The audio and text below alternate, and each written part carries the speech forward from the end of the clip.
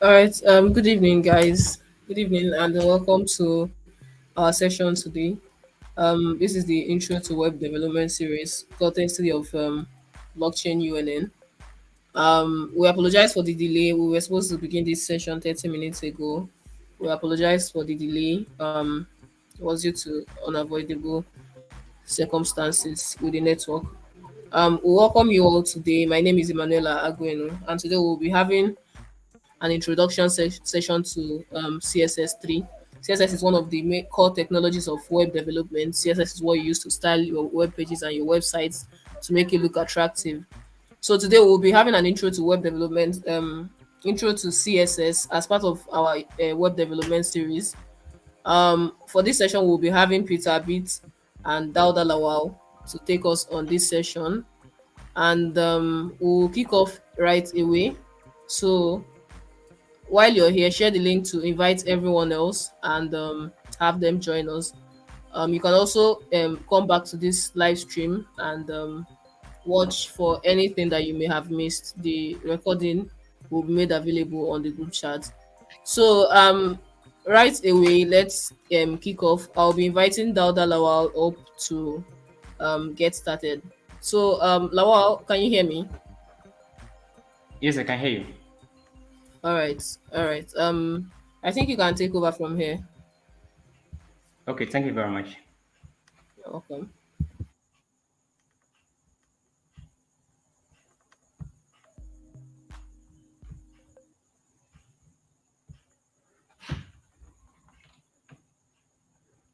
Hello, good evening, everyone. I'm the other one. So this, can you confirm if you can hear me clearly? Yes, we can hear you. Okay, okay. Thank you very much. This, can you see my screen? Yes, it's coming up. It's coming up.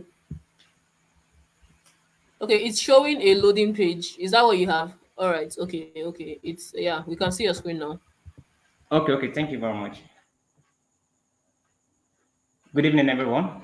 I'm Dr. Lawa once again. Welcome to today's session on Introduction to CSS. So today we are here to give you the theory and the practical steps on how to dive in into the world of CSS. For the past 2 3 weeks, we have been exposed to a lot of things on HTML, and so as a markup language. So we have been introduced to a lot of maybe like elements like okay p tag, h tag, and some others. So knowing that is not enough, you understand? So you just have to, just like having a skeleton. So having a skeleton is not enough. You just have to have the flesh. So the flesh of the body is what makes human being beautiful and some other things like that. So today we are going to introduce you to CSS.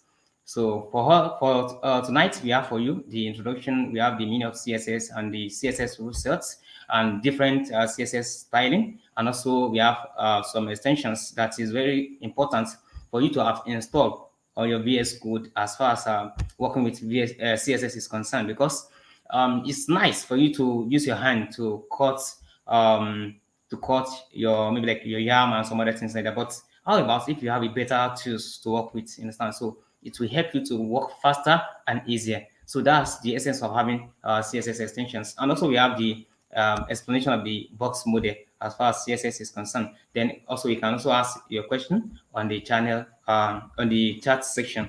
So without wasting our time, what is CSS? The meaning of CSS means cascading style sheets. Cascading style sheets. So that's just the basic meaning of CSS. Because CSS is fondly referred to as CSS mostly because it's a simple design language intended to simplify the process of making web pages presentable. And also, CSS handle the look and feel part of the web page. Understand? So that's just the meaning of CSS. Also, we have CSS describe how HTML elements should be displayed on your web. Yes, also CSS is a style language and not a programming language, because if someone asks you as a programmer, okay, is HTML a programming language? The answer is no. If someone asks you, is CSS a programming language? The answer is always no. Now, also CSS is the code that you use to style your web page. CSS is the code that you use to style your web page. HTML is just like a skeleton. Having a skeleton alone is not enough. You understand? So you just have to have your flesh. So CSS is there to provide a flesh for your web page. So we have it here. We have our p tag and the property and the property value as the declaration. We are still going to explain more about that. And also we have the practical, which is going to be handled by Peter.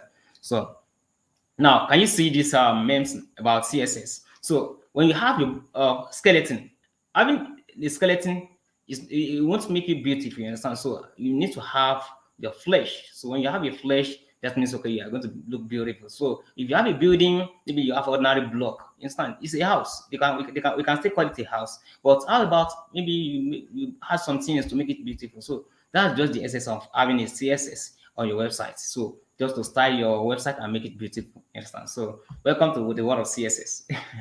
So now to the CSS rule set. CSS rule set. So here is just for you to have as a beginner in web development, you need to understand the rule sets of CSS. So you need to understand the rule set of CSS. So before I proceed, if you can hear me loud and clear, type it on the live chat and say, okay, CSS is sweet. So let me see your comments on the chat section before we proceed. So we have a lot of selector. So we need to understand that selector, as far as CSS is concerned, is very, very important. Here we have our p tag, which is paragraph tag. We have our property, we have property value, and also we have the declaration. if you understand this, you have already understand everything about CSS, because nothing is big about CSS. So this is the starting point. Having a proper understanding of your selector, then the property value. You can have maybe like you want to change the color, you want to change the background, you want to change the size. You can change anything as far as property is concerned. Also, you can also apply, okay, if I want to change the color, what kind of color are you interested in? Blue, black, brown, or purple? So you can decide. You understand? So you can change the property. Okay, I don't want to change the color, I want to change the font size and some others. So you're going to see a lot of things when it comes to when we reach the practical sections, because we're going to do the practical class for this CSS. But you need to understand for every part of the code, you must be able to explain them. You have to, okay, what is this? Is the property. What is it? Is the property value. So now, before we proceed, it's not enough for you to be working. I have you have VS Code, right? But it's not enough. It's not enough for you to have VS Code. You need to learn how to work in a fast and easier way. You understand? So all these extensions are recommended extensions for you. All these are recommended extensions for you to work faster and easier. All these are recommended extensions for you to work faster and easier. Number one on the list is HTML CSS supports. Second one is CSS peak. Also, the next one is IntelliSense for CSS class names. Also, we have Prettier. Also, we have Bootstrap. All these extensions are very, very important and very essential for you to have installed them on your VS Code before you start working with CSS, because you need some tools, you need some extensions to make your work easier and faster. Don't work. Gone are the days when you need to put everything in your brain. You understand? Allows this VS Code to solve your problem for you. Are you getting it? So let's proceed. So for CSS pick, you understand? You can just use CSS pick, you understand, to pick the kind of style you have used, maybe for class or for ID or any of your elements. So when you have all these extensions, trust me, working with CSS will be very easier and fun. So now let's proceed. Now, we have different ways of styling our CSS, but basically, all of them are three. The first one is external. We have internal and also we have inline. So all these are the three ways for you to style your CSS. Whether you want to use inline method or internal method or external method. You can use inline if that is what you want. You can use internal if that is what you want. You can also use external, but the kind of projects you are working on will determine the kind of styling you are going to employ. Because if you're working on a big project and you're using inline, trust me, you want to enjoy it. You want to enjoy it. So you just have to just understand the usage of inline, internal, and external. So let's proceed. Yes, this is telling us using inline is sweet, but when you're working on a real project, working with external is the best. So you just have to separate your style, the styling codes from the HTML tag. You need to arrange you need to arrange your file in a better way. I think you have been exposed to file arrangements, so you need to arrange your HTML file separately, then arrange your CSS file separately. Because if you merge them together, like maybe okay, you are using inline when you are working maybe like 10 pages on a website, you understand? So it won't be convenient for you, and you are a programmer, you are a professional software developer. You need to work faster and in a professional way. So using inline in that kind of situation is not recommended. So you just have to separate everything so that even it will be very easy for you to work with. And also, if another person wants to work on the same code base, you understand, that you're working on, it will be very easier for that person to pick up the work and start from where you stop, because it will be very easy for that person to pick up. But when you're using everything inline, it will be very difficult. So just understand when to use inline, when to use internal, and when to use external styling as far as your web development is concerned. So, and I promise you, you're going to enjoy it. So, if you're with me, please type it on the live chat section on the YouTube channel. Say CSS is sweet. So let me see your comments. So let's proceed. We have different CSS styling. We have styling multiple properties. We have styling multiple elements. We have basic CSS selectors. So for styling multiple properties, it depends. For instance, now maybe you have already picked your paragraph, and you want to apply, maybe like you want to apply color, you want to apply font size, you want to change the border. When you have combined all those, you understand? When you have more than property, when more than one property in a style, that is styling multiple properties. So you want to style color, background, border, and some others. So using that method, we call it styling multiple properties. Also, we have styling multiple elements. For instance, you want to style your H1, and also you want to style your H3. You can combine them together. Instant. Also, maybe you want to style your container. Also, you want to style your maybe like your footer, and you want to use the same style property for them. Instant. So you just have you can combine them together. So in that kind of scenario, we call it styling multiple elements. So having a proper understanding of all these key terms is very, very essential for you to work with CSS so that it will give you a soft landing when you're working with CSS, and it will help you when you want to find solutions to some of the challenges that you're going to be working with. Because as far as software development is concerned, you can run away from bugs. So just prepare your mind. So if you're here with me, please type it on the chat section and say, okay, let me hear you say CSS is sweet. So the next one is basic CSS selectors. As far as working with CSS is concerned, there are a lot of selectors. So, but I have them here for you. The first one here is select the asterisk symbol. This is for selection of all pages. That the kind of styling you want to apply here, you want to use it for all pages. Everything you are going to you are going to experience everything when we are explaining with the practical section from Peter. So also we have elements, and also we have ID selector. For the elements, maybe you want to select like paragraph, header, each one, or any of those elements. You can just pick them and select them and style. Also, we have ID selector. When you have maybe you have an ID on your HTML and you want to style it, so you just have to push everything to a separate style to a separate sheet and style them with your ID selector. Also, you can also style with your class selector. Just give a class name to the HTML that you intend to work with, and also um, copy the class name there to your CSS file, then you can style it any way you like. That's CSS for you. So also you can also group them together. You can group different selectors together. You can group elements and class together. You can group class and ID together. You can group elements and ID together. So that is group selector styling. So you can group all of them together. Maybe you have a class of maybe container, and also you have an element of section. You can use the same style, you understand, for both container, which is your ID, and also maybe your paragraph or your section, which is an element from your code. Yes, so you can combine them together. So in that kind of situation, that is grouping selector. If you enjoy these basic CSS selectors, please type it on the chat section and say CSS is sweet. So let me see your comments.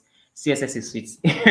Don't worry, we will soon reach the practical section. So also, I want to explain the box model, because everything you will see on the web page is just a box. You understand? Everything you see on the web page is just like a box. CSS box model is a box that wraps around every HTML element.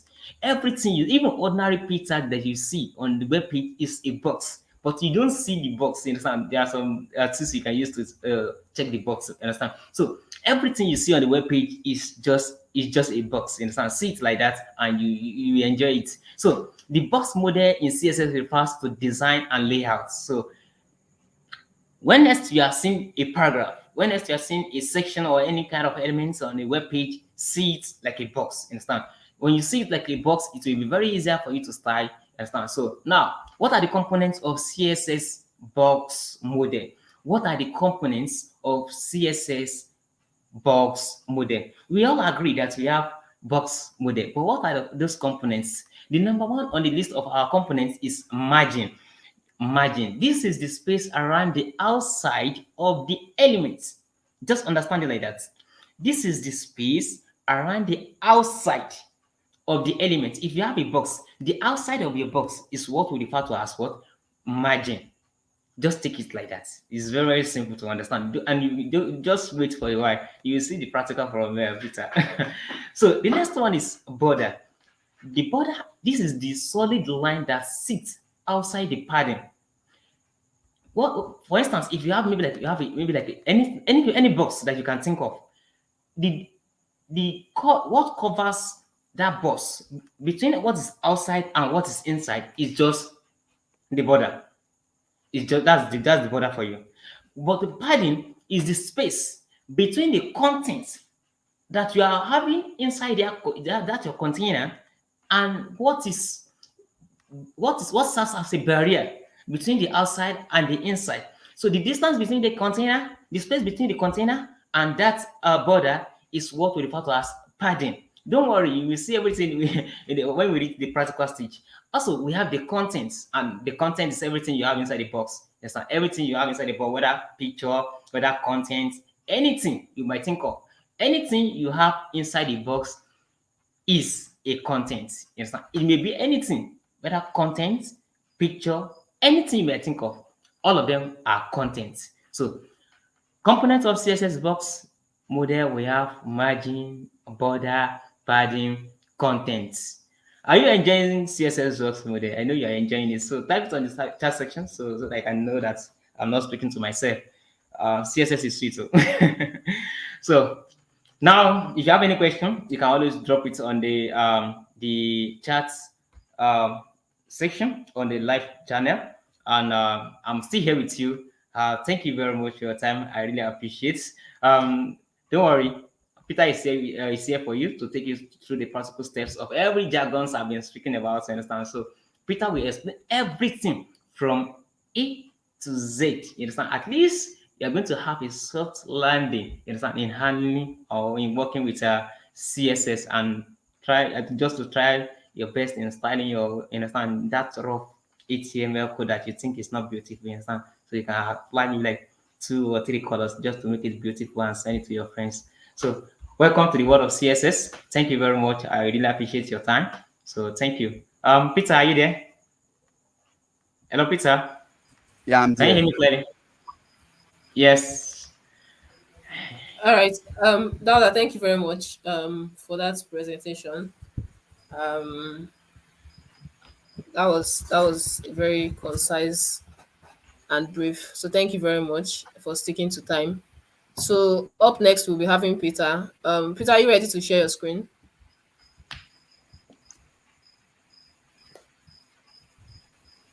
Can you hear me? Yeah, I can hear you. Okay, I'm So ready. all right. Are you ready to take over from here? Yeah. Okay. Okay, so Peter will be taking us through the practical aspect of CSS. Like Dauda said, he has explained the basics, the basic concepts of CSS, and now Peter will show us how these things work in real time. So, Peter, when you're ready to share your screen, let me know so I can pull it up. Okay, I'm ready to. All right.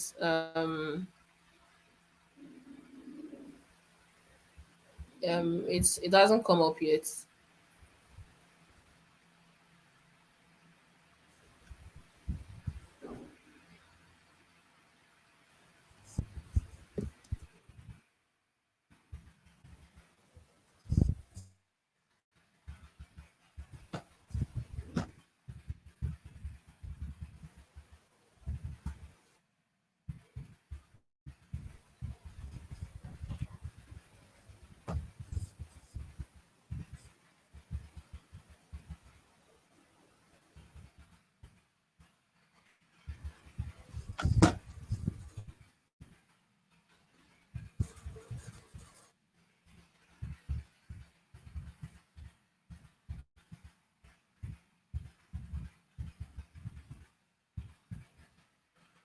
Peter, you still can't see your screen. Are you sharing it yet? Second. Okay.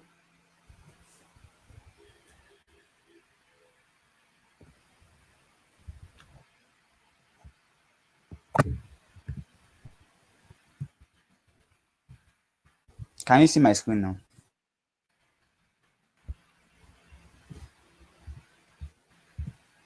Yes, yeah, we can see your screen. Okay, perfect. Okay, good evening, everyone.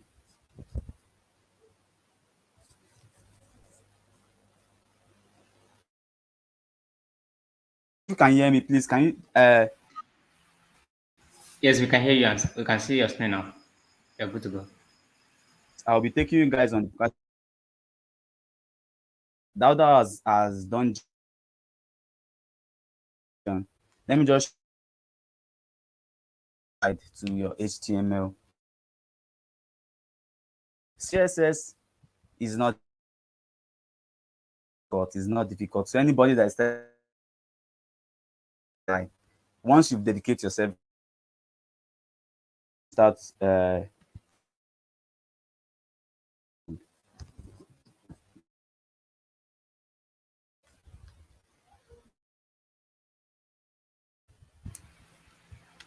Peter, you seem to be breaking. We can't Okay. really hear you. Or are you speaking? What about now? Can you hear me now? Okay, okay. Yeah, we can. Yes. Okay.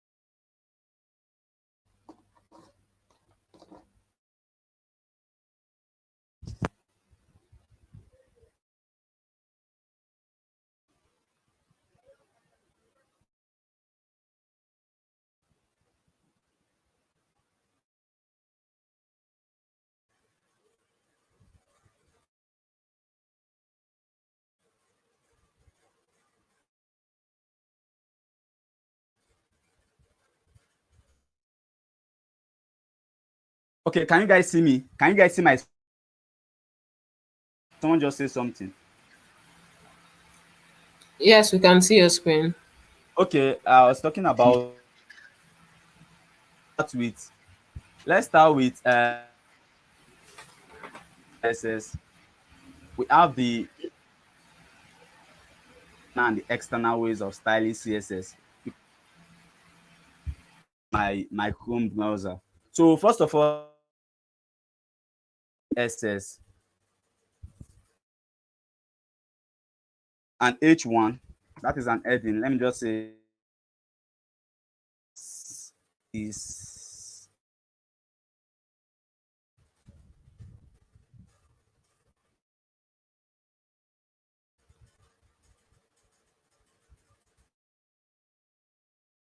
on my Chrome that this is an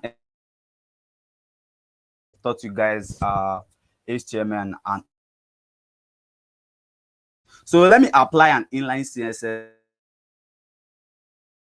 Come to this H1, the first tag, you and write you type color, and let me see how this is an heading to be a red color. I'll just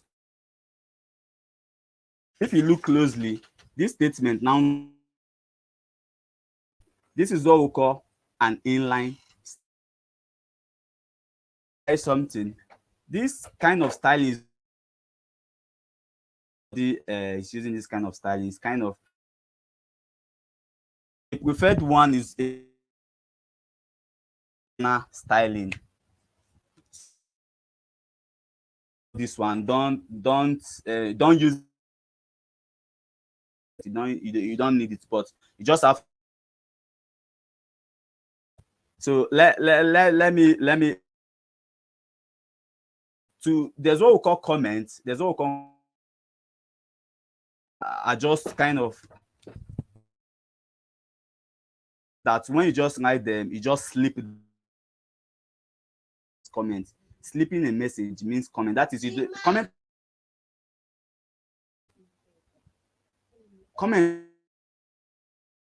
Let me show you an example. Let me say CSS now. This I'm learning CSS is appearing here. Do control and comment. See, this I'm learning CSS is no comment. Just use your control. That is how to generate or want a user to see why. So back to this. Let me comment this H1. So about the inline, the internal style.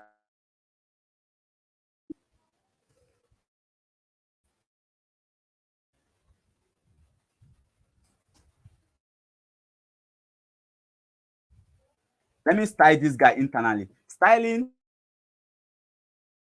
is simple. What you just need to do is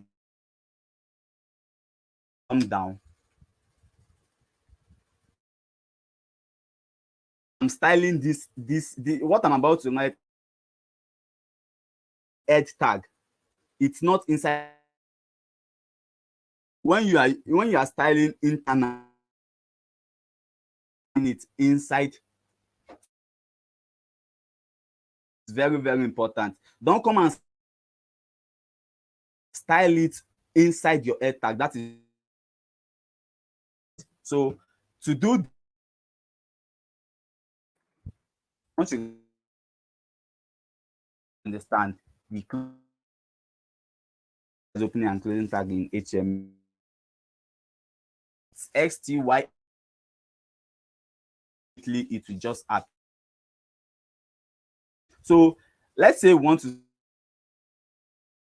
H2. Let me open and this bracket, and let's say my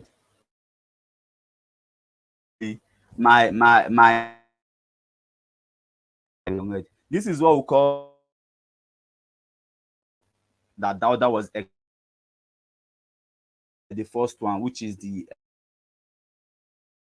that you come inside your HTML styling, but HTML to write.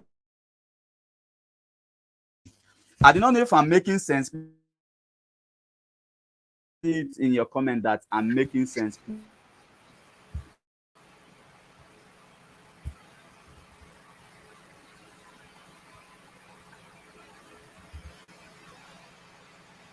Please, if I'm making sense.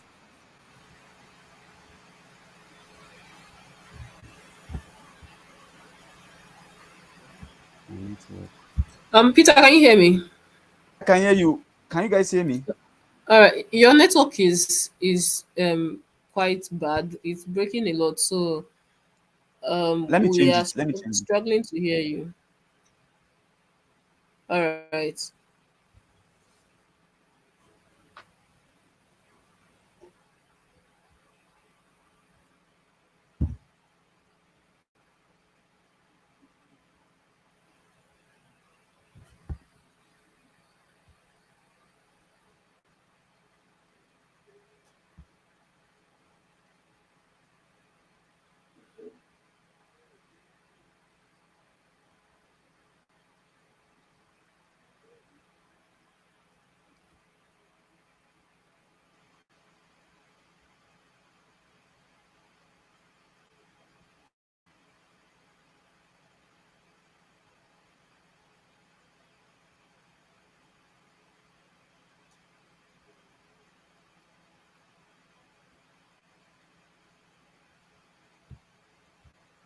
Peter, are you there? Can you hear me?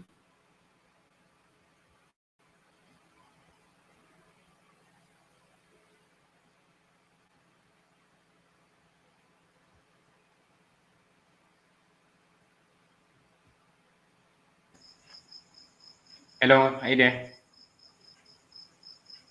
Yeah, I can hear you. Peter just left to refresh his network. So while he works on that, let's exercise patience. He will be joining us back soon, and hopefully the network will be stronger.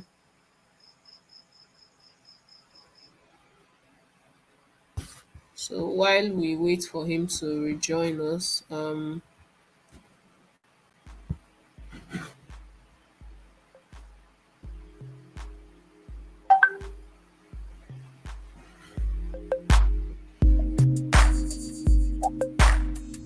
Okay, can you guys hear me now? Sorry for my that my network is bad. I don't know. I just changed it now. okay. Yeah, I can hear you, Peter. I think your network is stronger now. I hope Okay, so. All right. I think you can carry on. But you need to okay, share your screen again. sure. I'm on it.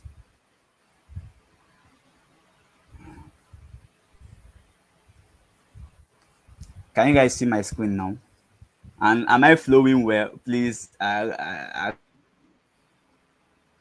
Yes, we can see Yes, your you're screen doing fine. now. You're doing fine now.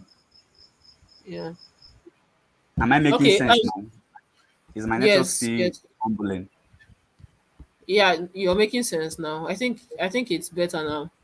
So, Okay, do okay. you think you could maybe roll back a bit to um maybe just roll back a bit just so that That's never they a can problem. get where how far you've come. That's never a problem. All right. Thank you. Okay, thank you. Sorry for that glitch. My network was kind of annoying. Okay, I'm back now. I was saying something about styling in CSS, that we have three ways that you can style. That would have said something about it. We have the inline styling, we have the internal styling, and we have the external styling. Inline styling has gone obsolete. That is, it's no longer used, but it is advisable to know it, you understand, because of knowledge sake. It is quite easy. There's nothing stressful about it. It is easy. Just that in inline styling, you get to style inside your HTML itself. Inside your HTML body, you get to style inside it. Let me give you guys a practical example. Let's say I'm styling for H1. I'm learning CSS. If you look closely, this is an H1, which is I'm learning CSS. Let me style this guy now. I will just come inside my opening tag of H1 and I will type style and hit my enter button. And let me say I want to change the color. I type color, hit the enter button also, and I will say I want it to be blue.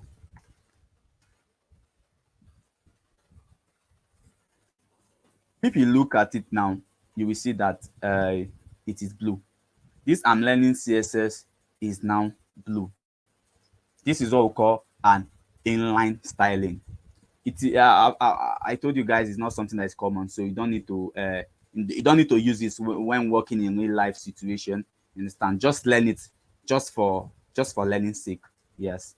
And I also explained before my network went off. I was talking about what we call, there's something we call comment in CSS. Comment is a way of slipping a particular text or a sentence. You do not want this particular something to display on a user's interface. Just what you have to do is just to comment it. If you want to comment something, that is, I don't want people to see this I'm learning CSS. It should not be viewable to the viewers. All I have to do, just come at the end of the text and hit your control and your backslash, control key and the backslash. Immediately it will just disappear. You understand? That is comment in CSS. Once you comment on it, you no longer seeing the word. If you want to bring it back, you hit the same button. That is your control and your backslash, and it will automatically be retrieved back. This is what we call comment in CSS. Am I making sense?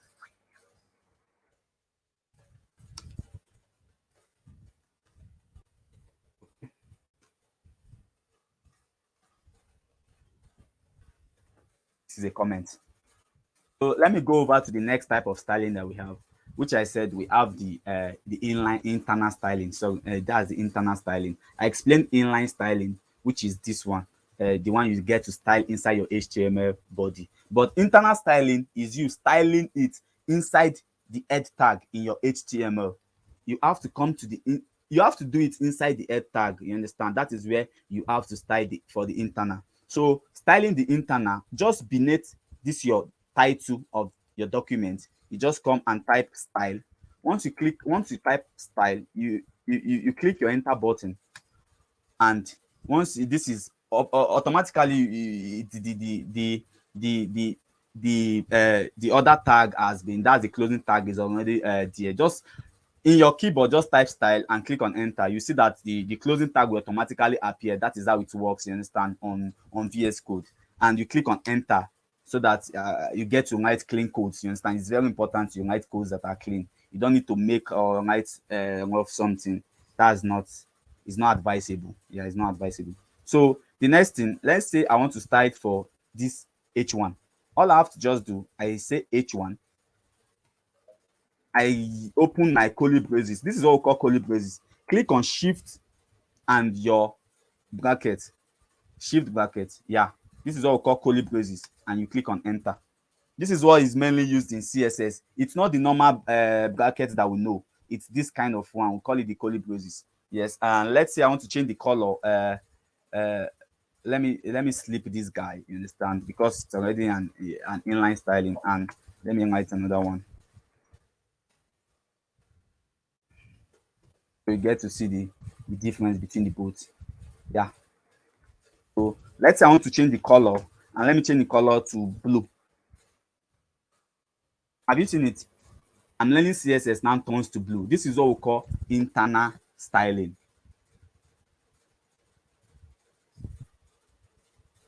Please, am I flowing well? Because I don't want a situation whereby my voice is still, my network is still making me look somehow. No, you're flowing quite well. Okay. Just go on. You continue. Okay. Thank you.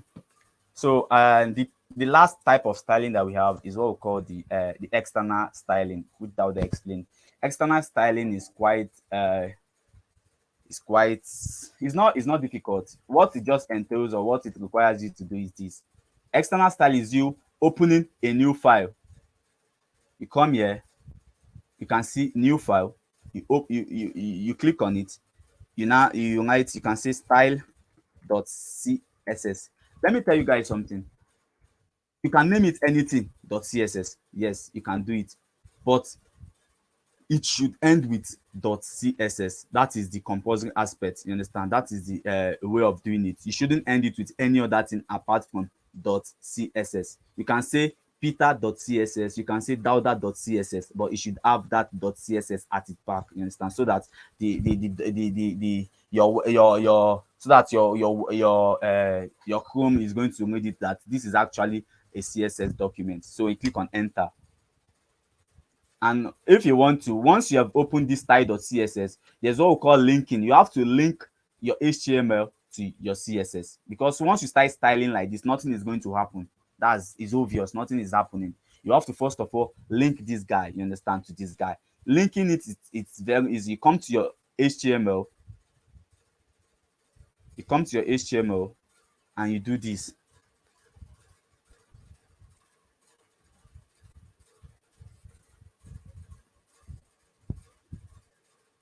You click on enter, you click on what you have to type in your head, you type link.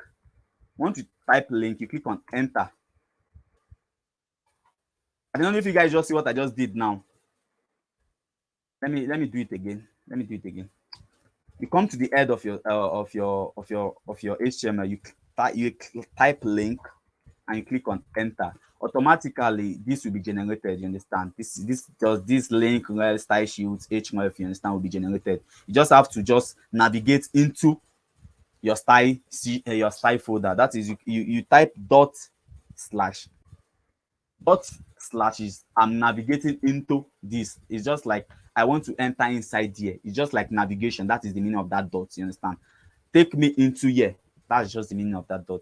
So once you say dot slash, you're going to see index or style. Remember, we want to link our style, not index. You come to the style, you impute your style. Yeah, I've like this now. I've linked it. Both HTML and CSS are now together. They are now holding themselves together. So all I have to do is now style. Remember, what we have here is H1. So let me style for the H1 now. H1. Remember your curly braces. That is shift brackets enter. You now do this. Let's say I want to change the color to blue. Have you seen it? The color automatically changes to blue. This is what we call external CSS. External styling. What we call external styling.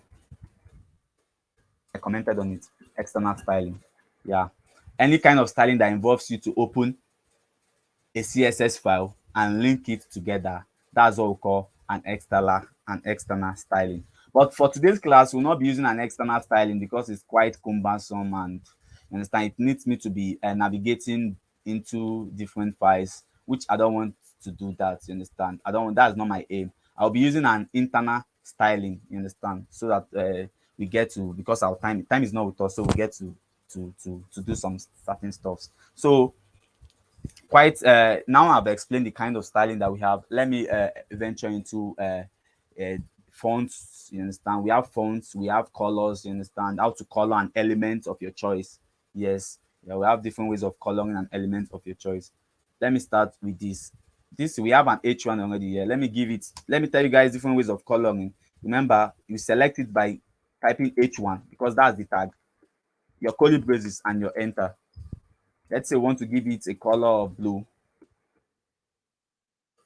Comes with blue. We have different ways of coloring an item or coloring an element. I mean to say, let me tell you another one. We have another kind of color which we call it the hexadecimal. You understand? You can do it like this. You can say hash. You know, hexadecimal involves numbers and numerical value, something like that, and that is alphabetically stuffs like that. Hexadecimal. You can just say hash and say, let me say 999. Yeah. I don't know if you guys are seeing this thing. I said hash 999. This is another way of coloring an element. You understand? Another because we have the normal words that you can say blue, yellow, green, white, black. But this one we call it the hexadecimal. You can use it with Nenga sign. You understand? That's another way. And another way you can still do like this. We have the HSL. That is the HSL. You type HSL and click on enter. It stands for hue, saturation, and lightness. You understand? That's the meaning of HSL. You can start imputing the values that you want. Let's say I want 120 here, hue. In my saturation, I want let me say I want 200% saturation.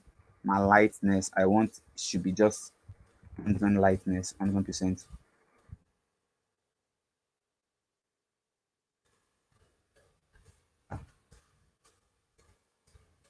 Saturation should be 40 percentage. Have you seen it now? This is another way of coloring an item, another property of coloring, you understand, semi-property in coloring. We have the normal one, that is by using the normal blue, yellow, that's the words, you understand. We also have the hexadecimal, that is you can use hash and impute the number, which is we have 444, we have 111, hash 111, we have hash 222. We have they are quite numerous. We have as F4, F4, F4, F4, F4. That is a little bit grayish, you understand. So those are hexadecimals, you understand. But this one is the hue, saturation, and lightning. And we also have one last one, which it's called RGB, yeah, which is red, green, blue. Yeah, this is it. This is another way of coloring an item. So you can still make more research on it. You understand, to find out. You understand, to read more about it, because I'm not going too deep. I'm not going deep into CSS for today. You understand, we're just scratching the surface of CSS. This is just how to color an element of your choice. You understand? So you should probably uh, be getting what I'm saying. Please, if you're understanding me, please can you just type I'm understanding, so I know I'm not talking to myself.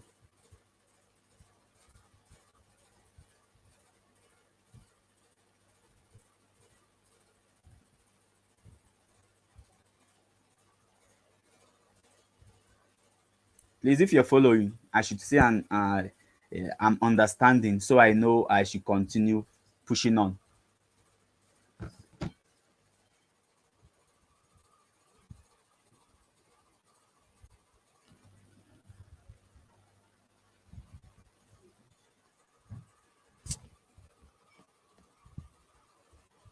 Hello, can you guys hear me?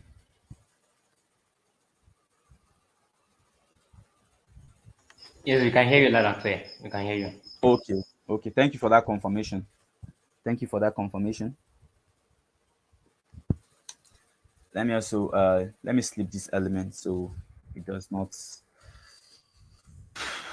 distort what I'm doing. So let's talk about using selectors. Yeah, Dauda said something about selectors. We have different ways of selecting an item. We have different ways of selecting an item in CSS. We have the multiple selector. You understand? We have the multiple selector in CSS. That is selecting all the element once. You want to select all the elements once. The easiest way of selecting an element once, let me say, let me put so for that. Let me say, okay,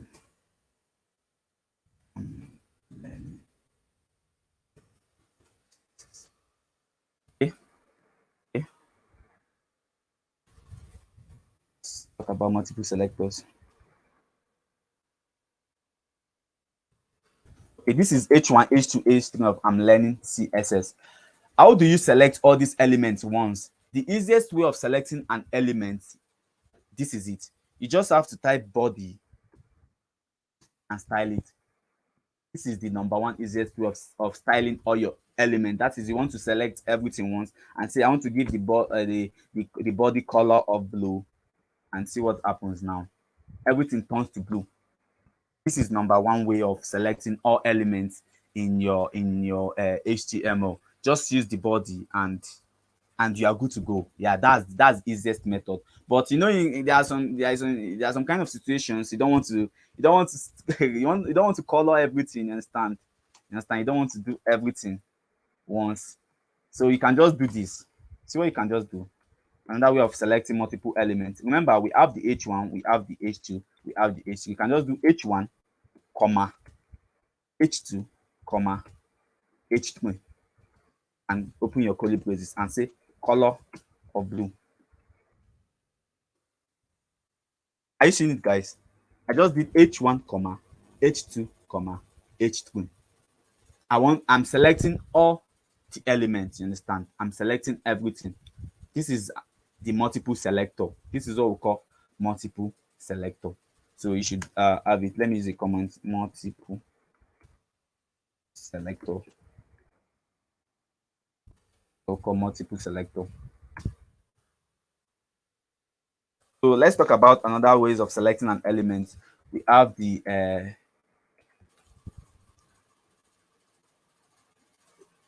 we have the ID selector. ID selector. There's what we call ID in CSS, without they explained. You understand? ID is a unique way of style of selecting or styling an element. So using an ID is quite easy. You just have to go to the element and give it an ID. Let me slip this guy. That is, let me comment on it. So styling this guy using an ID, you just have to come inside the opening tag of what you understand you want to style. You can just give it an ID. Let me say ID of let me name it of heading. This is an ID. Just write ID, enter, ID, enter, and write the name of your preferred name. You understand? This heading, this name that I name it is anything you can name it. You understand? Anything of your choice you want to name it. You understand? You are good to go. So it's not must that you must use heading as I'm using heading. No, there's no anybody forcing you or telling you that. No, it's never done that way. So any name you wish to name it, you understand, your ID or you understand, or your class, yeah, you can give it an ID. So this is selecting an element using an ID. So let me say now I have the ID of heading.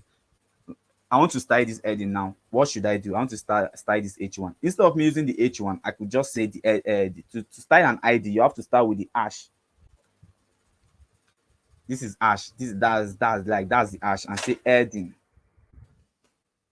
and see color of of orange.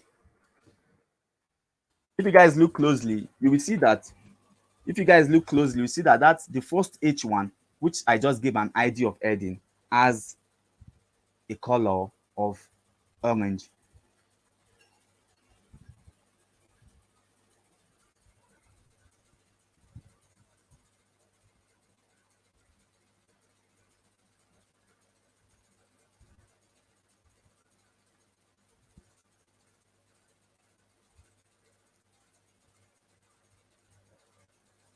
So let's move on.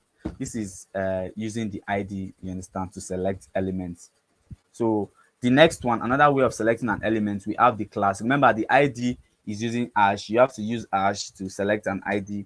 You understand? Use hash to get an ID. You understand? Let me understand. You have to use hash to get an ID. Yeah. So another way of selecting element is what we call the class. You understand? Using a class. Let me come to this H2 and give it a class inside the head. Remember, we're always doing it inside the head tag. Class. Let me say class of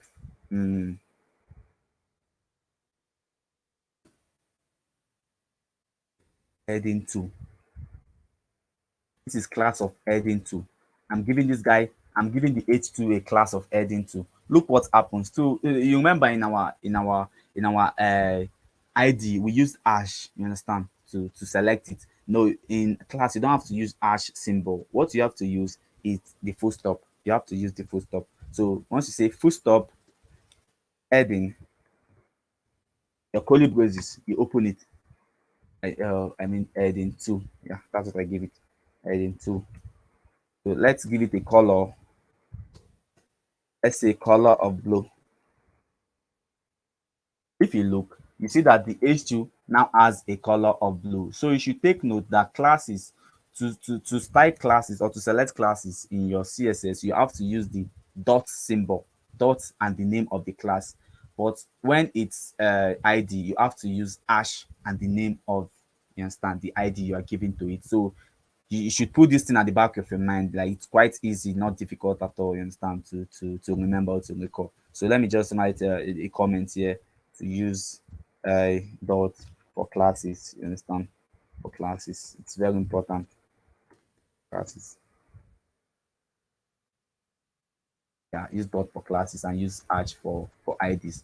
So I've explained for this is selecting elements using the, I've explained for the multiple selectors. I explained the IDs, you understand? I explained the classes. Yeah. Let me tell you guys something. Let me tell you guys something. In CSS, anything you styling that is beneath the former one, the underneath one, that is the down part or the down styling, overrides the up one. Let me repeat this statement. In CSS, when you are styling something, let's say you are styling, maybe I styled for H1 and I came down and styled the same H1 and give it another kind of another value of property that is different from the top one. The down part always overrides the top. Let me show you guys an example. Let me say remember I gave this guy heading 2. I gave it the color of blue. Let me do the same thing with heading 2 again, so you guys see what I'm talking about. Heading 2 and give it a color. Let's say of color of a color of black. No, let me aqua. Yeah. When you look closely, the color here changed. That is the styling that is under override the styling that is upper. So you should be very, very careful. You understand? You should put this in your mind that anything you are styling beneath overrides the same. As far as you are styling for the same, you understand, for the same element, it overrides the upper part. So you should be careful and put it into at the back of your mind. You should have it at the back of your mind that the downward aspect or the down styling overrides the up styling. And another thing in CSS, IDs IDs are first of all challenged, you understand, are first of all respected before classes or before your tags. let me repeat this statement. IDs are respected first before classes, then you now move to your tag. That is why IDs are very, very unique. They are just too unique. You understand? You have to. They are very unique. Let me show you guys an example now. Remember, we have an heading of two. If I have an ID in this heading of two, even if I put it above this heading of two, it's going to override this one that is at the bottom. That is why I'm telling you that the document, first of all, respects ID. Anything that is ID, first of all, respect it. So let me guys show you an example. This H2, let me give it an ID of uh of heading to ID. Heading to ID. Yeah.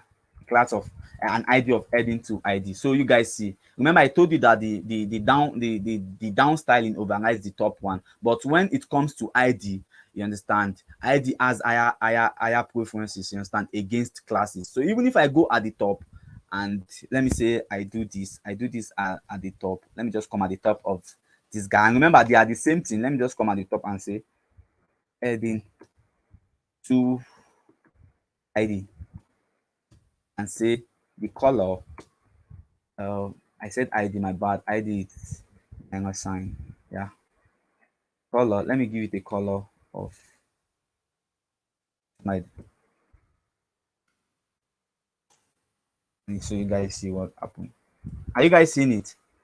If you look closely, the ID, even though the ID is at the top, you understand, of the class, you understand, the ID is even at the top, it overrides the class. That's why I always tell you that ID, you understand, is first of all respected. You understand? Any the document respects the loader respects the ID. That ID should be given a special preferences before you come to the classes, and after the classes, then you now come to the tag.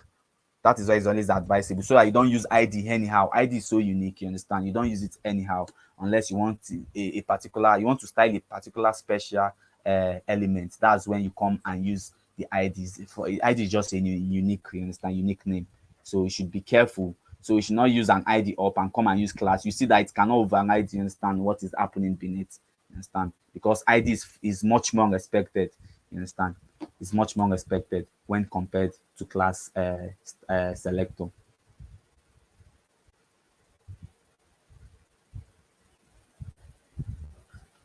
Please, am I making sense? Are you guys following?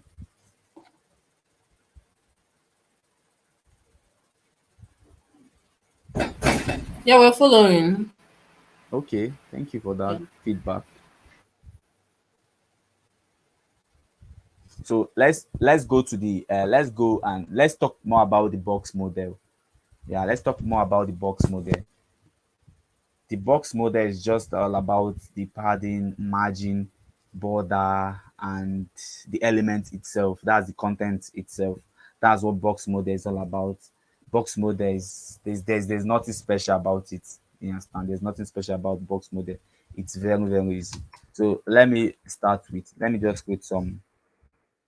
Let me create a container and it's just a box and give it a let me put an h4, a h3 inside it, and say box model. Let me put a paragraph inside and say just generate anything that I want. Let me say generate 20 anything. Yeah. Let me off this guy so that I don't get confused.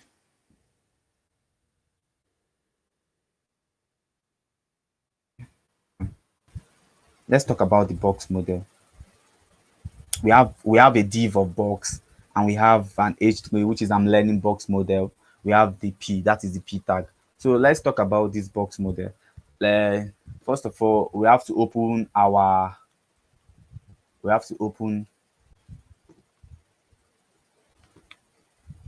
we have to inspect this work. All you have to do is this.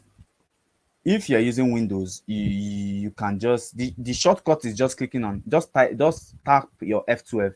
If you're using Windows, just tap your F12 on your web just tap F12. It automatically just take it to your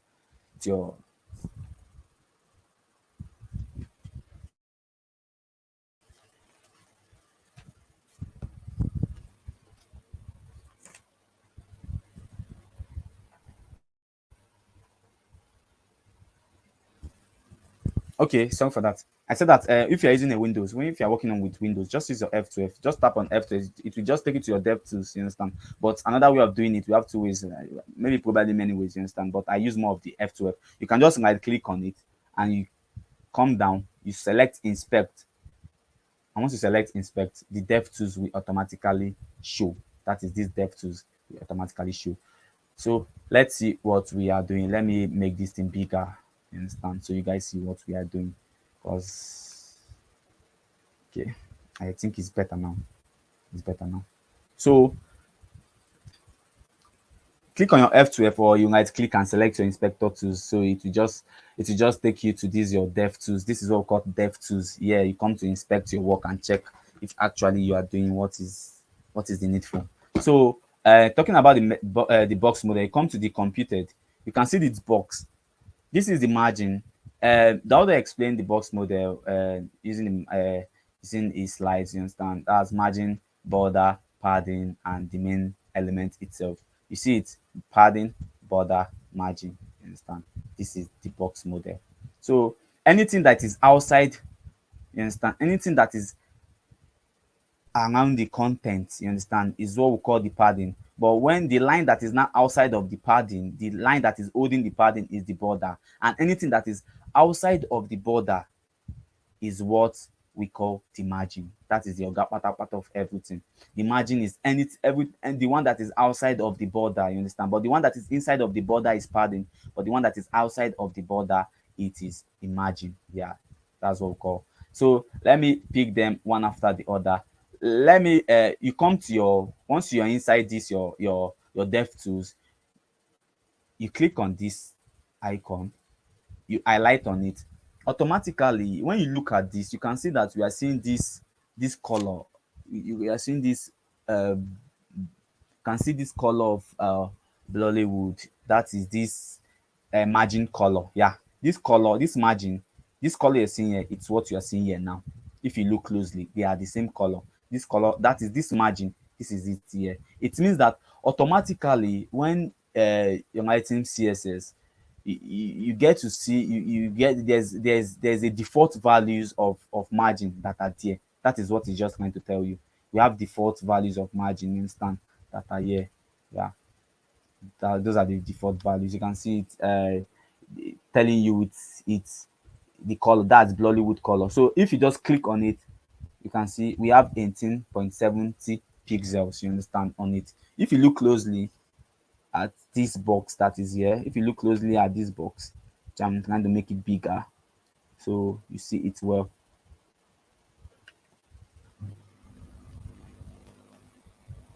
If you look closely at this box, you see that this margin, the margin here is 18.72 pixels. Yeah, this is the default, but there's something about this that you can automatically remove all these default values. These are the default that comes with the browser, which is we have the Firefox. You can use any browser for this. We have the Firefox for Chrome. There are just different kinds of communities of different kinds of browser. So, but we recommend you using Chrome, you understand, because that's the browser for now. So these are the default. It tells you that this work, this thing that we have here, you understand, this thing, this H1, this H3 that I'm having here has a margin of 18.72 pixels. Yeah, this is what it's telling me. But there's no any border, there's no any padding. You understand? It only has a default margin. But removing this margin is very, very simple. You understand? To remove the margin,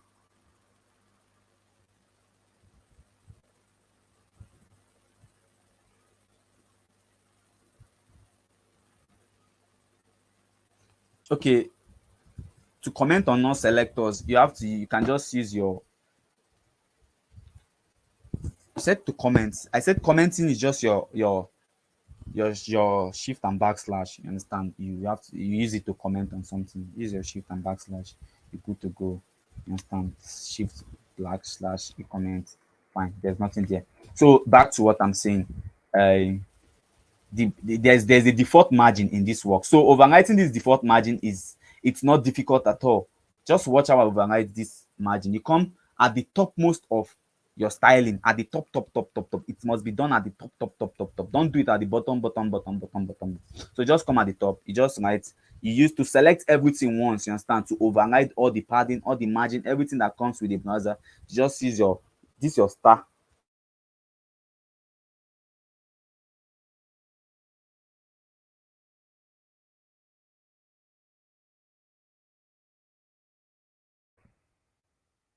Let's take a look. If you guys look closely, we no longer have uh we no longer have these we no longer have this margin. You understand? You highlight on it, you can see that this margin is no longer here. If you look at it closely, you see that this margin is no longer here. See, there's nothing in this margin, there's no border, there's no padding, there's nothing. I've automatically removed any defaults that comes with the browser. Remember what I just did? I just used my star symbol and say padding 0, margin 0. That is, remove everything that the browser comes with. That's just the explanation of what I just did now.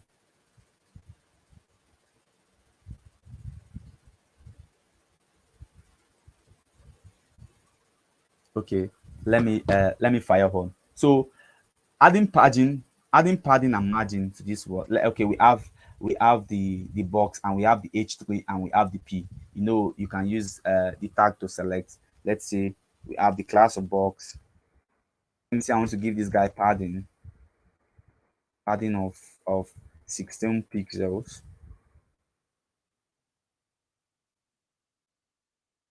Have you seen it? I said padding of 16 pixels, and look at the box. You understand? If you look at the box, it now has this green color. You understand? Or this lemon? My bad. I'm not good with colors. And I think it's lemon. You understand? I think it's lemon. I don't even know. So padding is this color. You understand? This lemon color. You understand? But margin is this Bollywood color. You understand? That is margin for you. But padding is this this lemon color is padding. So once you just highlight on it, you understand, you can see the lemon color. And look at this box here. The box here is telling you that this guy has a padding of 16, up and right, down and left. I don't know if you guys can see this. You can see up, right, bottom and left. Please, can you guys see what I'm showing you? So I know I'm actually passing on some messages. Can you Yeah, we guys can hear me see. clearly? Yes, we can. We can hear you. Hello? Yes, Peter, we can hear you and we can see your screen. Can you hear me? Okay, you can hear me, Emanuela. Yes, we can. Okay, okay, thank you for that. Saying something about, yeah, the padding that comes, that's the lemon color. Yeah. So let's say I want to give it a margin. So you see another color that appears, a margin, and let me say 5 pixels. You understand? And see what happens. Look at it now. You see that color. You see that Bollywood colors comes now at the top. You understand, of this work now. See these Bollywood colors. And this color, this Bollywood, stands for margin. If you look at this box, you see that this margin has this box has a margin of 5. You understand? Top, right, down, and left. That is it. And it has a padding of 16. Top, right, bottom, and left. So that is for the margin. So let's talk about border. So let's say I'm giving it a border. This is how you write border. You write border.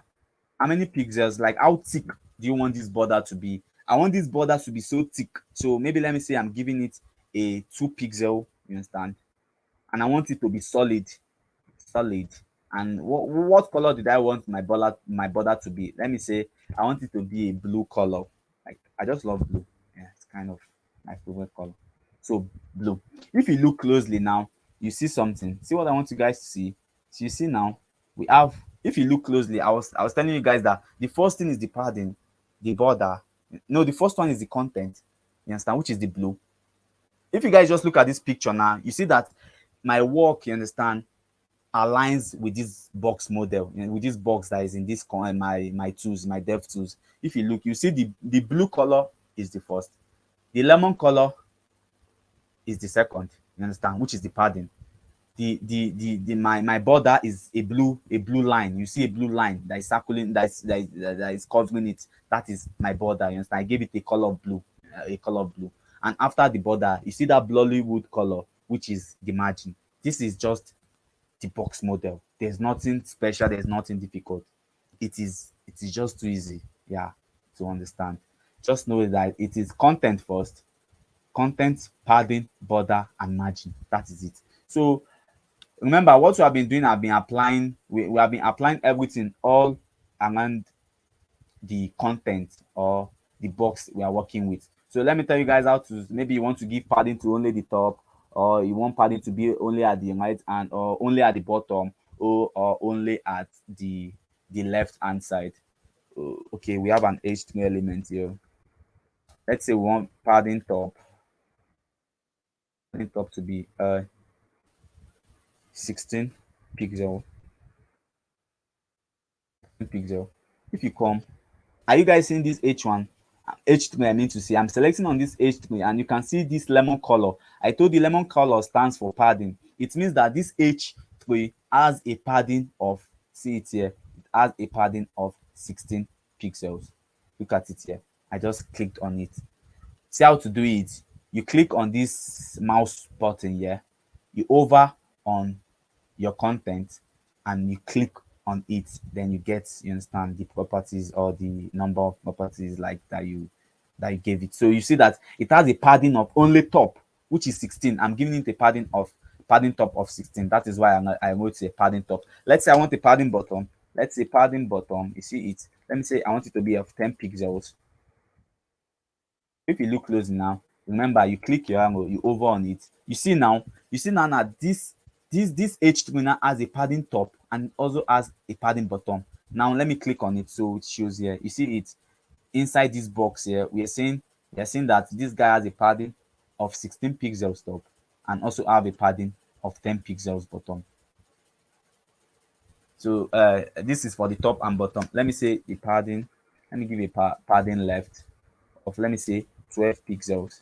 I want to put a padding at the left of the content of the H3. See now, you can see that there is also a padding at the left. See, look at it here. It's quite visible.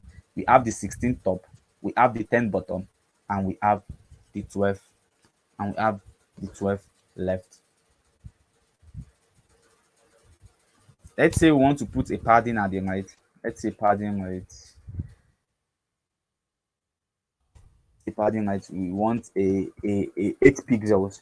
On padding height 8 pixels.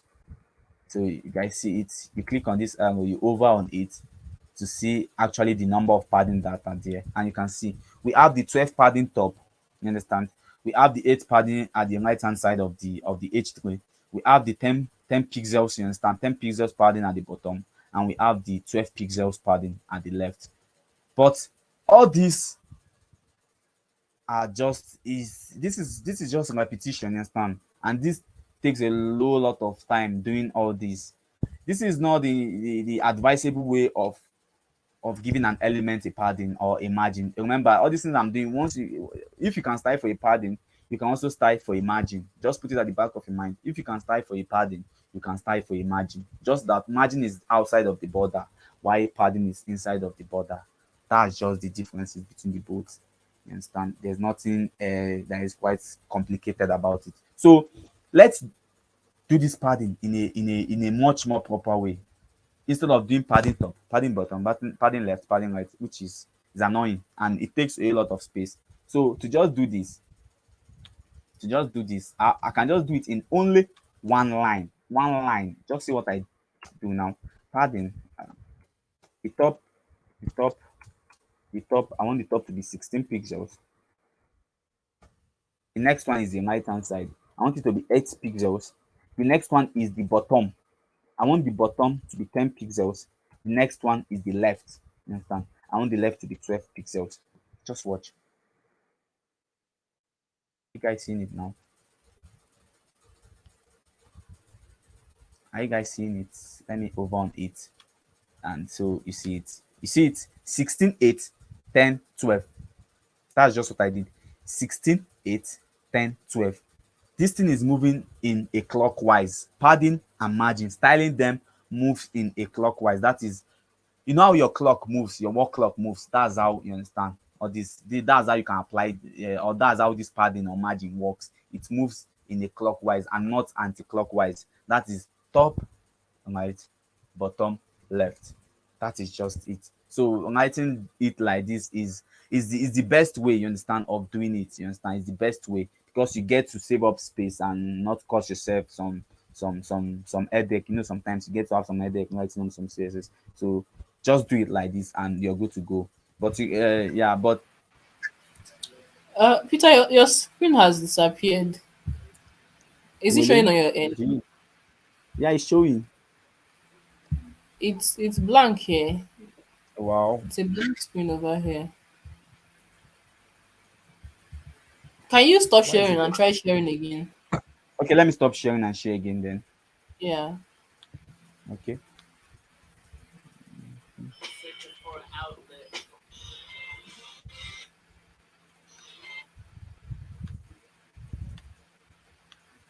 Can you see it now? Yes, yes, Can I you see it? can. Yeah, I can see it. Okay. Okay, yeah, you can continue.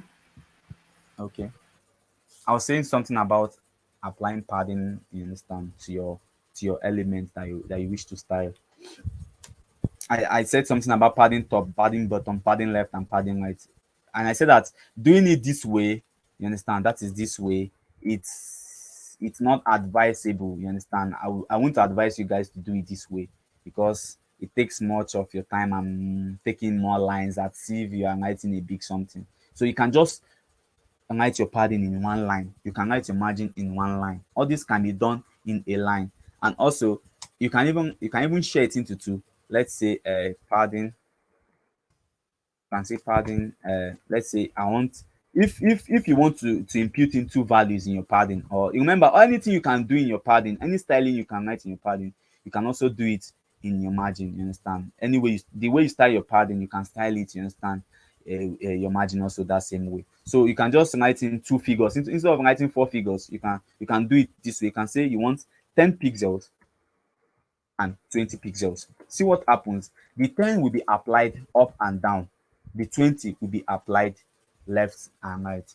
Look at this box here. You can see there's 10 up, there's 10 down, there's 20 left, there's 20 right. That is the first one is for the vertical x aspect.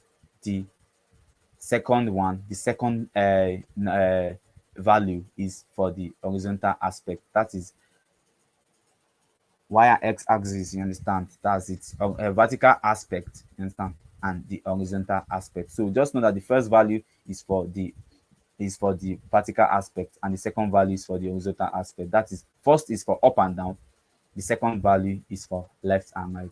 And also, you could do it in this other way. There are many ways of doing this. You can do it padding and say I want 10 pixels up, I want 20 pixels left and right, and I want 0 pixel at the bottom. What happens now? If you look closely, you see that the padding at the top, you understand, there's padding of 10 at the top. There's padding of 20 left and right. And at the bottom, there's no padding, which is, if you look closely, I just imputed three values, you understand, into this padding, you understand. I used three values. The first one I did was four values. Now I did two. Remember, four values is in a clockwise. It's working. It works in a clockwise. You understand. That is top, right, bottom, and left. When you're imputing two values, you understand, it works. The first value takes up the vertical aspect up and down. While the second value, you understand, takes up the horizontal aspect, that is left and right. Why, if you are working with three values, you understand, the first value is the top, the second value automatically goes for the right and the left, while the last value will be applied at the bottom. That is it. You understand? These are what you have to take note. And also, I told you, don't forget this padding. I'm explaining padding. Same way I'm still explaining. It's same way can be applied to your margin. So you don't need me to come and explain margin anymore, because anything I'm doing to the padding, I can also work. I can also write it like that in the margin. Yes, yeah, it works the same way too. So this is the best way of writing your padding and margin, and not you doing padding top, padding left, padding bottom. Those ways are kind of it's not advisable. So you should put this at the back of your mind. Yeah, this is how the box model works. You understand? And it's quite useful and beautiful if you know it well and have it at the back of your fingertips. Let's talk more. Let's go more about the. Let's talk more about. There's what we call border box. Yeah, there's what we call border box. Let me give you guys an example.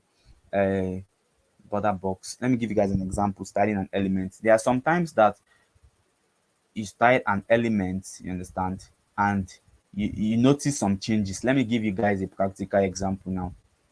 Let me let me automatically sleep these guys.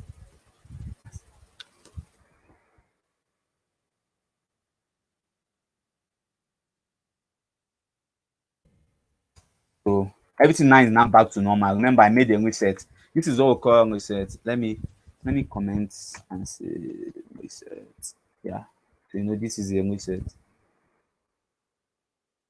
I made here.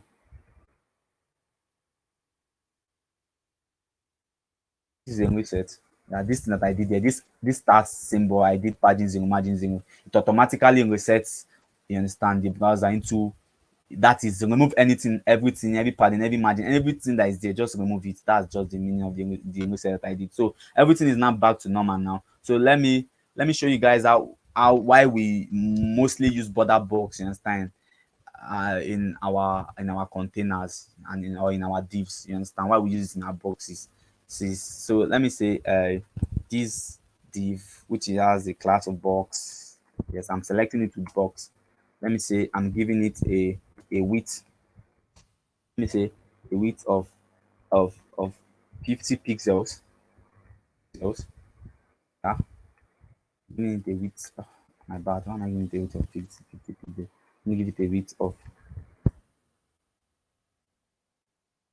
50 pixels. Let me say 350 pixels. Yeah, I'm giving it a width. That is, I want the width to be 350. If you want to know if it's 350, just call me over on it. You understand? You see that the width self not 350. Click on it. And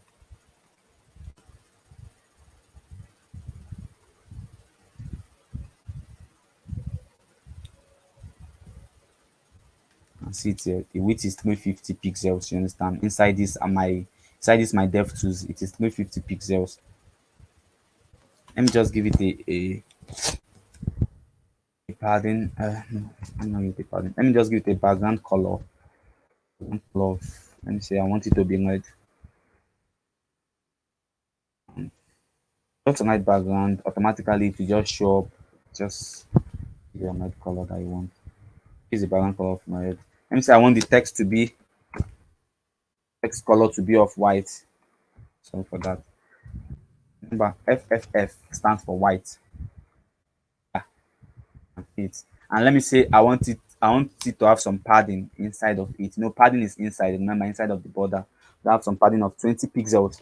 These 20 pixels now will be applied all around it. Yeah, up, right, left, bottom. Everything is going to have a 20 pixels. So if you look at this closely, you see that all of them is 20 pixels.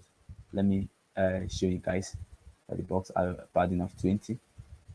Yeah, if you see 20, 20, 20, 20, that is it. This, if you just input one value, it's for everything. You understand? Which I've already done. I've already explained all this padding stuff. You understand? So look at this now closely, well now, and let me do something. So you see why we use border box. Yeah. Let me say I'm increasing this padding to 200. Remember, it's 20 before. Let me increase it to 200 and see what happens. Are you guys seeing what is happening? Let me just reduce it. Let me say it was 20 before. Let me just do it 50. Have you seen the box became bigger? Yes, if you noticed it, it was 20 before. See it, see 20 here. 20 is smaller, and now increase the padding to 50 pixels, and the box became much bigger. Why is this happening? The padding that I applied automatically applied to this width, this 350 width. It is now applied to this 350 width. So if we calculate the width of this box now, the width of this box is no longer 350. No, never. It's no longer 350. Why? Because this padding added to the width of the box, which is not something that is healthy. You understand? It's not healthy at all to do. You understand? We don't want this. We don't want a situation whereby you apply padding, it will automatically apply to the width of the container or to the width of the box you are working with. No, it is not something that we do. So to prevent something like this, we just have to do border box. That is box sizing. Just do your box sizing and say border box, and you see it will go back to normal. Do you guys watch it? That the width of this container just went back to the original form. That is, it went back to that normal. Normally, the padding made the width to be bigger. You understand? The padding was applied, was added to the width. You understand? But using a box sizing of border box, we automatically make the padding not to be added to the width of the box. So that is why you see people, you understand, unite box sizing, border box, but mostly we don't apply this box sizing here. See where we apply it. You come at the top where we did our reset and you say box sizing to be border box. So automatically, any padding you are adding to the width of any box, be it a container, be it anything, it will not be added. The padding will not be added to the width of the box. That is why we do more of box, border box. We change it to a box sizing, we change the box sizing to a border box. So this is another thing you guys should take note of. You understand? So anytime you're writing your CSS, just first of all do these three things that I'm highlighting now. Do it. It is very important you do these three things. You reset it to the padding of 0, margin of 0, and you change your box sizing to be a border box. So that you avoid some kind of errors or mistake. You understand? Something that is not held, something that is not being done, so to avoid it. So this is more of, I've talked about the border box. Let me talk about the display.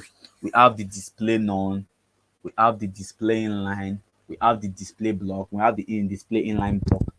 Let me say this guy now, this box now. If I say display, let me show you guys what happens. If I say display none automatically, that is disappear. That's the meaning of display none. When you have display none, let me reduce the width of this guy so you guys will be seeing what I'm doing. I'm no longer working with that. Let me close up my dev tools. So let me clean this. See, look at it. Look at the original form. So I'm doing a display none. Display none is clear. That's just the meaning. Don't show. You want to hide the content. You understand? You don't want people to see a particular content. Just say display none. Automatically, it will show. It will just disappear. You understand? That's the work of display none. Yeah, display none, it makes a content or something disappears. And also, you see some people using what we call, some people use opacity. You understand?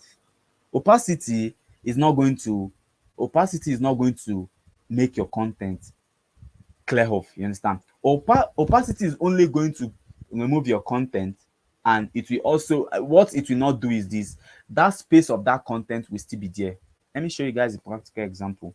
Let me say, let me make another content, another box. Let me name this one box one. Yeah, this is box one. If you look closely, let me start again. We have two boxes here. This is the first box, this is the second box. We are starting for the first box.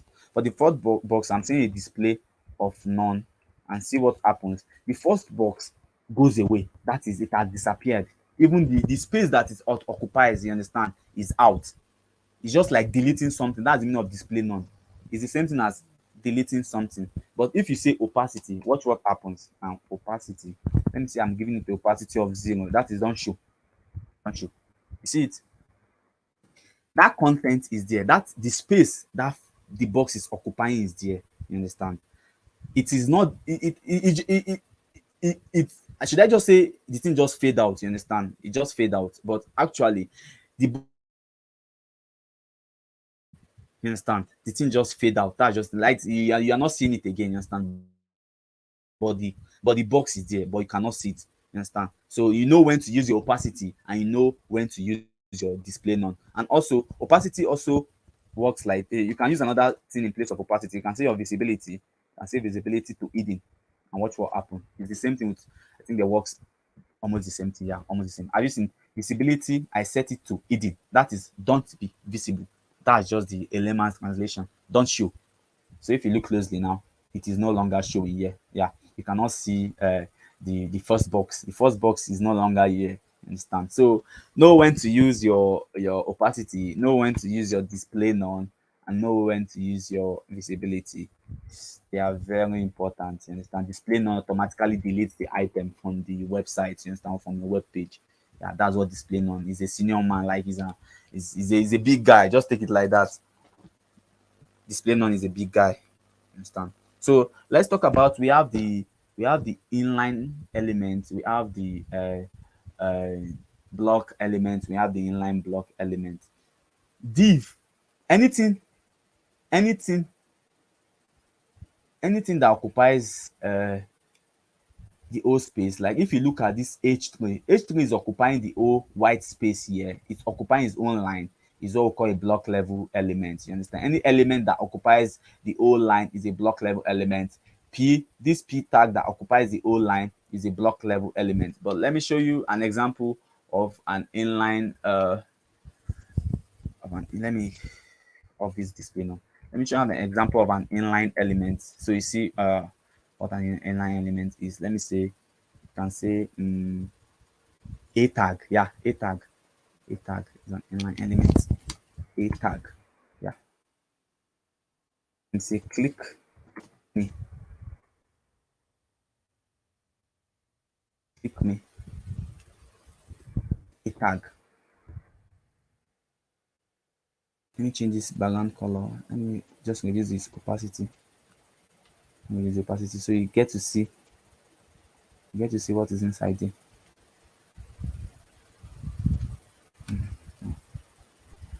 If you look closely, there's this tag here that is a tag that I added here. I added this a tag which is click me. You can see it was two.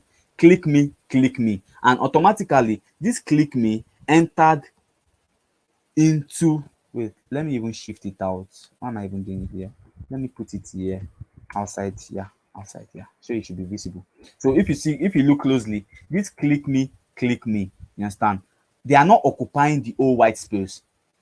The first click me did not occupy the whole white space. The second click me did not occupy the whole white space. So that's why we have to say a tags, you understand?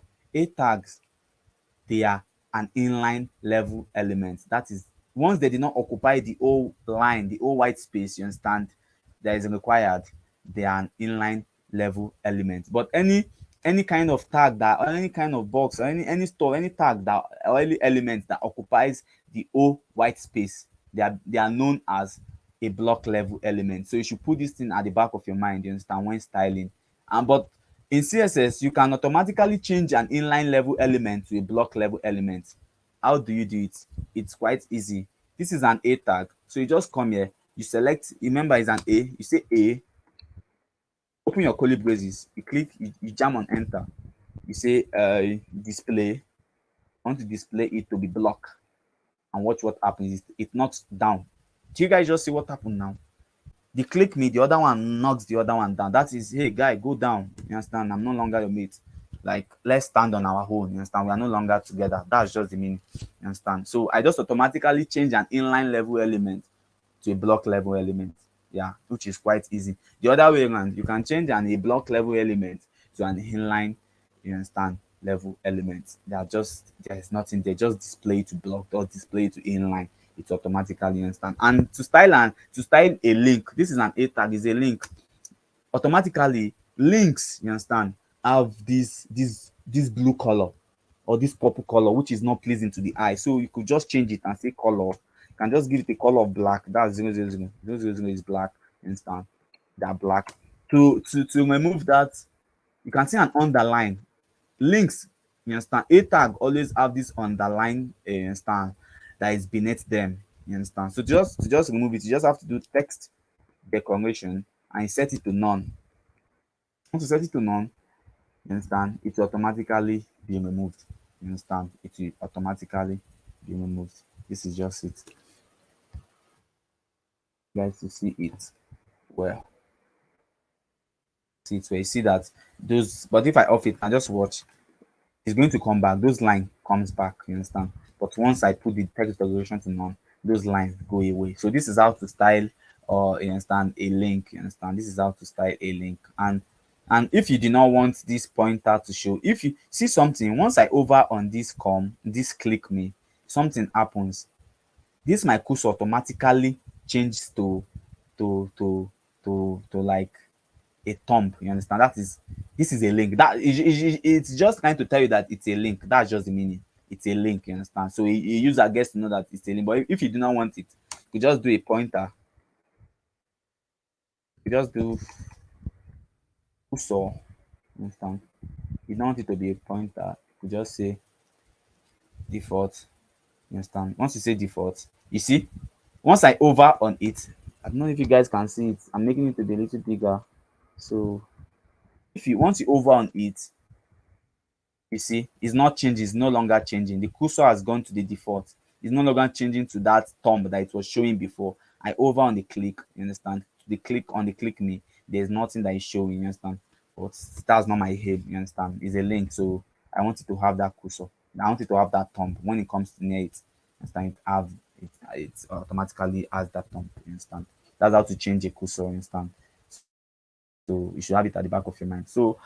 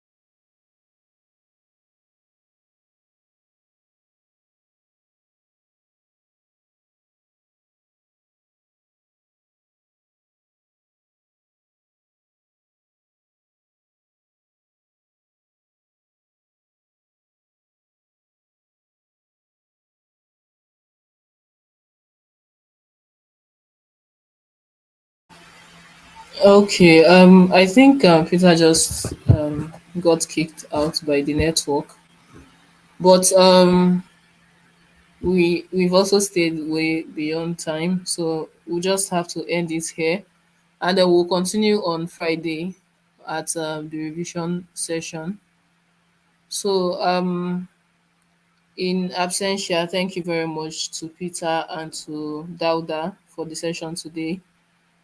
It's much appreciated. Thank you everyone for coming around and for staying this long. The recording will be up immediately after the session ends, and it will always be available to you. Ensure to go through it and prepare for the revision session on Friday. Thanks everyone for coming around. And have a good night. Thank you.